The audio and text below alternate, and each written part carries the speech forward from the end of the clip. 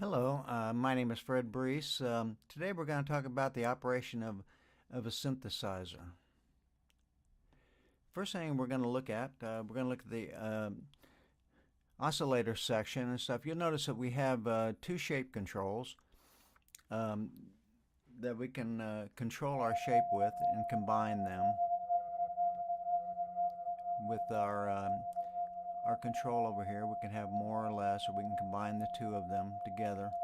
We have the shape modulation, going to increase or decrease. We can control our vibrato right here with the vibrato control. We can use our semitones and sense selectors to go ahead and modify our pitch accordingly. Okay, then we move on to the filter. Okay, on the filter we have of course the filter frequency modulation we can control right here. We have the low frequency oscillator, which we can control how much or how little of the low frequency oscillator we want. Then we have an envelope control right here to control our envelope width. Then we move on to the amplifier section. Of course we have our volume control, of course.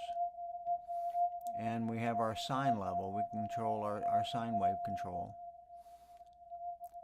whether we want more or less of a stable sine. Then we move over next on this particular synthesizer. We have an effects section, which this one has a flanger and a chorus available in it.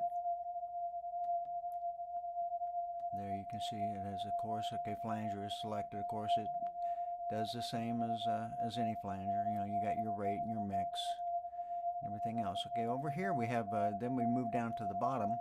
We have a glide control that you can kind of get an idea of what it does. See how it glides and makes a note. Actually does a pitch modulation to the actual note itself. Okay, over here we get to the low frequency oscillator, and here we can control our waveforms. Go with a different waveform if we want. We can actually sync it. We got tone wheel here we want to use. Okay, now we go to our filter envelopes, and these control like what our filter is doing actually as far as delay. It's almost like an EQ section and an equalizer in a way. We can control our rate of decay. In the same way with the amp envelope, we can do the same thing. We control it's hard to tell exactly what it's doing without experimenting. That's the whole thing with the synthesizer and stuff. It's all experimentation.